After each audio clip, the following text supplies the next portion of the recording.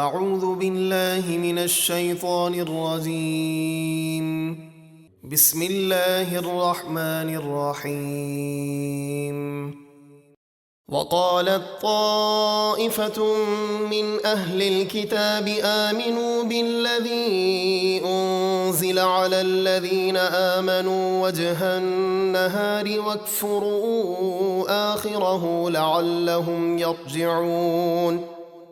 اور اہل کتاب کے ایک گروہ نے اپنے ساتھیوں سے کہا، ایمان والوں پر جو کچھ نازل کیا گیا ہے صبح کو اس پر ایمان لاؤ اور شام کو اس کا انکار کر دو تاکہ اس طرح مسلمان اپنے دین سے پھر جائیں۔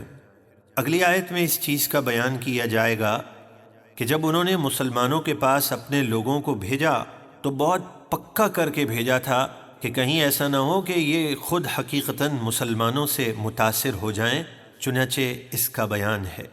وَلَا تُؤْمِنُوا إِلَّا لِمَن تَبِعَ دِينَكُمْ قُلْ إِنَّ الْهُدَى هُدَى اللَّهِ أَن يُؤْتَى أَحَدٌ مِثْلَ مَا أُوتِيتُمْ أَوْ يُحَاجُّوكُمْ عِندَ رَبِّكُمْ قُلْ إِنَّ الْفَضْلَ بِيَدِ اللَّهِ يُؤْتِيهِ مَن يَشَاءُ وَاللَّهُ وَاسِعٌ عَلِيمٌ۔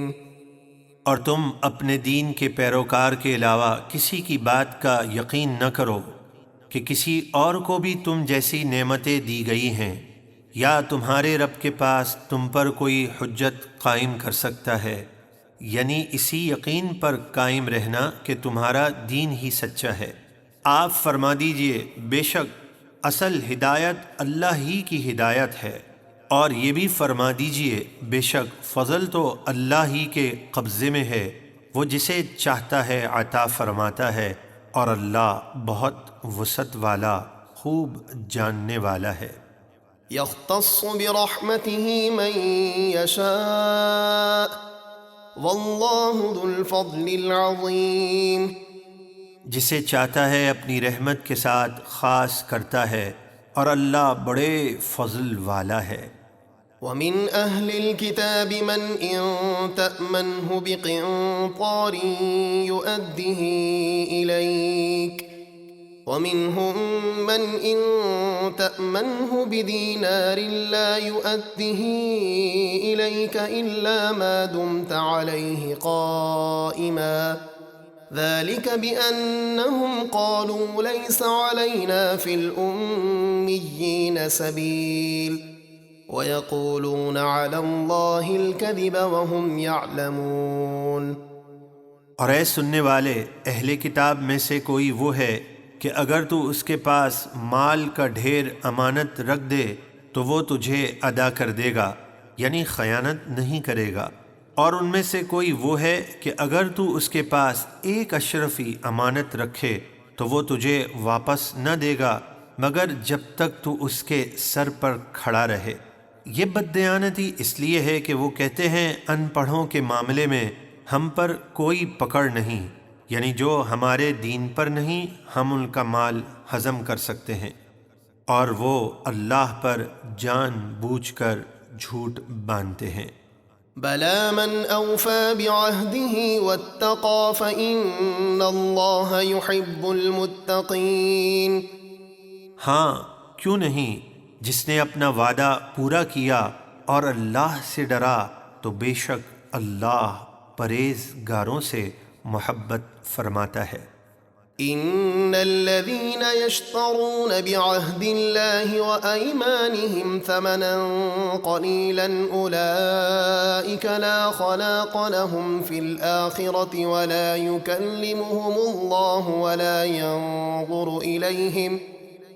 ينظر إليهم يوم القيامة ولا يزكيهم ولهم عذاب أليم۔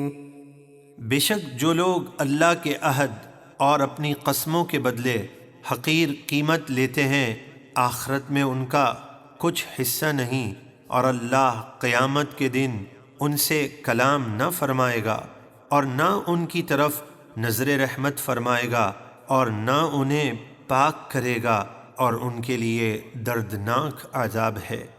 وَإِنَّ مِنْهُمْ لَفَرِيقًا يَلْوُونَ أَلْسِنَتَهُم بِالْكِتَابِ لِتَحْسَبُوهُ مِنَ الْكِتَابِ وَمَا هُوَ مِنَ الْكِتَابِ وَيَقُولُونَ هُوَ مِنْ عِندِ اللَّهِ وَمَا هُوَ مِنْ عِندِ اللَّهِ وَيَقُولُونَ عَلَى اللَّهِ الْكَذِبَ وَهُمْ يَعْلَمُونَ۔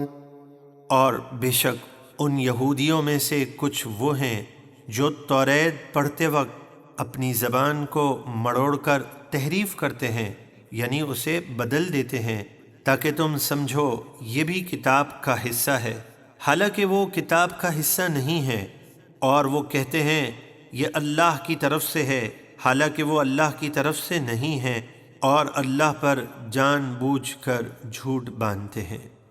ما كان لبشر أن يؤتيه الله الكتاب والحكم والنبوة ثم يقول للناس كونوا عبادا لي من دون الله ولكن كونوا ربانيين بما كنتم تعلمون الكتاب وبما كنتم تدرسون۔